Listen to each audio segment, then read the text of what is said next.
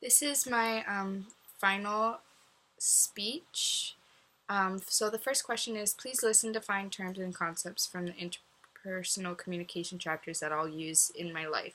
So I think I'll use task-oriented listening, especially in work and in school, so that I can really pick out what I'm supposed to do to get whatever assignment or job done and do it how the person or my teacher is asking me to do it. I also think I will use non-communicative, non-verbal communication better. Like really making sure my body language and what I'm saying add up to each other and make it known that what I'm talking about is either very important to me or I'm also like feeling the way that I'm saying I'm feeling. Um, my strongest presentation I think was my interview speech. I think when it comes to the way that I was speaking and my posture and everything, um, it was the best that I've done. I think for my other two speeches, I suffered from debilitative communication apprehension. I feel like I might have seemed not exactly like I knew what I was talking about. So I think that first one I seemed more confident in what I was doing. What organization pattern do you use to organize your interview speech? I definitely did the topic matter.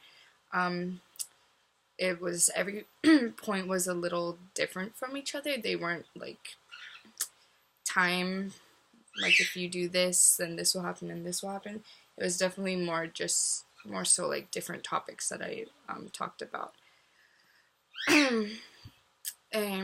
What method of informing did you use in your informative speech? I think I used explanations in my informative speech, like the textbook said. Of course, people know that plastic's not good for the environment or for yourself, but I really went into depth about why and what is happening. I feel like that was the method of informing that I did.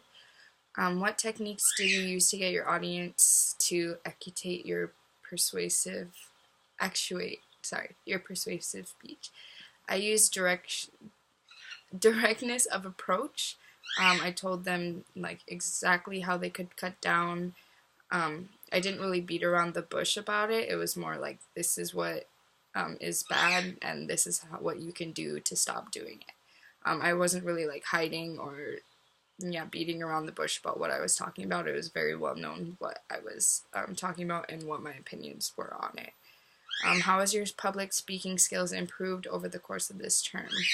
I think my eye contact got a lot better.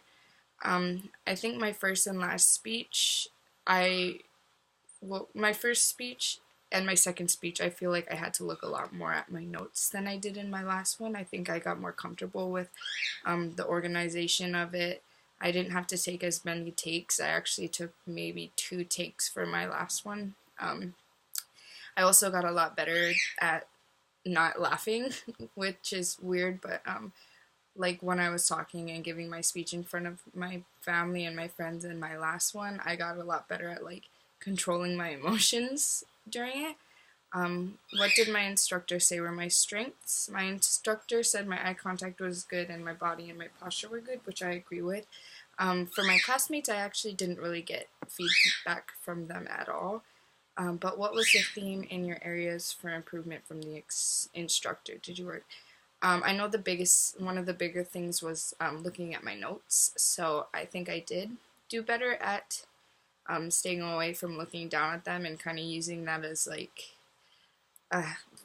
handicap, I guess, or like a way of if I got nervous, I still stared at or made eye contact with my audience instead of looking down at my notes to kind of catch my thoughts.